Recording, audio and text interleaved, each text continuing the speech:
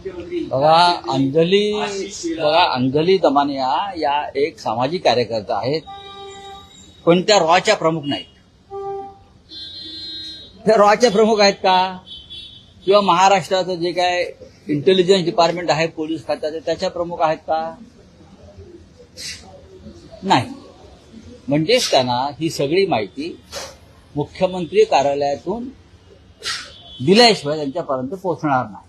इतकी गुप्त माहिती जी आहे, इतकी गुप्त माहिती कोणी व्यक्तिगत माणूस देऊ शकत नाही. बरोबर आहे. आता त्यांचे आणि मुख्यमंत्र्यांचे किंवा भाजपचे संबंध आहेतच ना, हे का तुम्ही अमान्य करू शकत नाही. पण तरी ती माहिती त्यांच्या माध्यमातून जर सरकार बाहेर काढत असेल, याचा अर्थ सरकारच्या टार्गेटवर कोणीतरी आहे. म्हणजे देवेंद्र फडणवीस यांच्या टार्गेटवर त्यांनी एक निशाणा धरलेला आहे.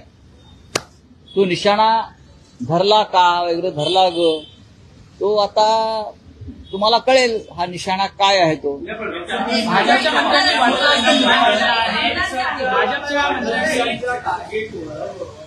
कुणीतरी आहे तर मग त्यांच्या म्हणजे स्वकीयही आहेत आणि त्यांचे मित्र पक्षही आहेत का? जेव्हा बाह्य शक्तींकडून माहिती, धक्कादायक माहिती बाहेर काढली जाते, तेव्हा स्वकीय जास्त टार्गेटवरती असतात.